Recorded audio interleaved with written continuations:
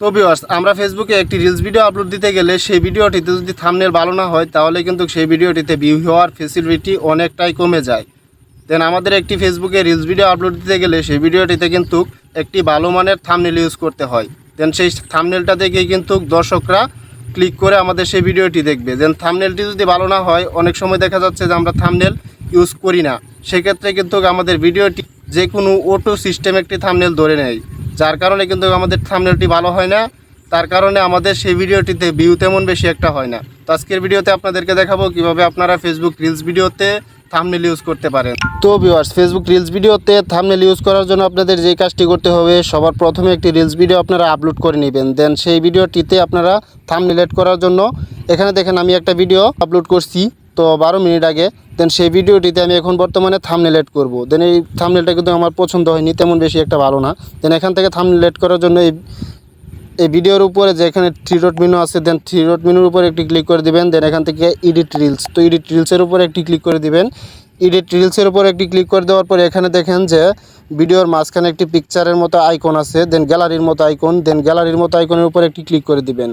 তো একটি ক্লিক করে দেওয়ার পরে একটু সময় ওয়েট করবেন। দেন এখানে নিচে যে লেয়ারটা কিন্তু পুরোপুরি আপনাদের বাসবে। দেন বাসার আগ পর্যন্ত কিন্তু আপনাদের ওয়েট করতে হবে। দেন বাসার পরে আপনাদের যে কাজটি করতে হবে, এখানে লেয়ারের যে কোনো উপরে একটি ক্লিক করে দিবেন। দেন ক্লিক করে দেওয়ার পরে একটি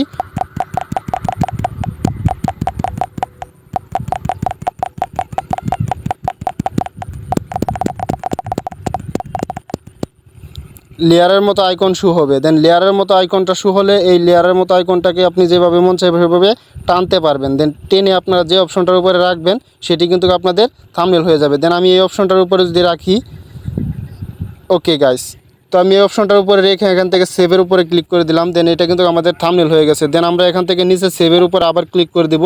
সেভের উপরে আবার ক্লিক করে দেওয়ার পর কিছুক্ষণ সময় নেবে। সময় নেওয়ার পরে আমাদের সেই থাম্বনেলটি কিন্তু আবার নতুন করে অ্যাড হয়ে যাবে। দেন আমরা একটু সময় নেওয়ার পরে রিলোড দিয়ে দেখব। তো ভিউয়ার্স, এখন যদি আমরা আমাদের এই পেজটিকে রিলোড দেই, তো রিলোড দিলাম, দেওয়ার পরে আবার নিচে স্ক্রল করছি।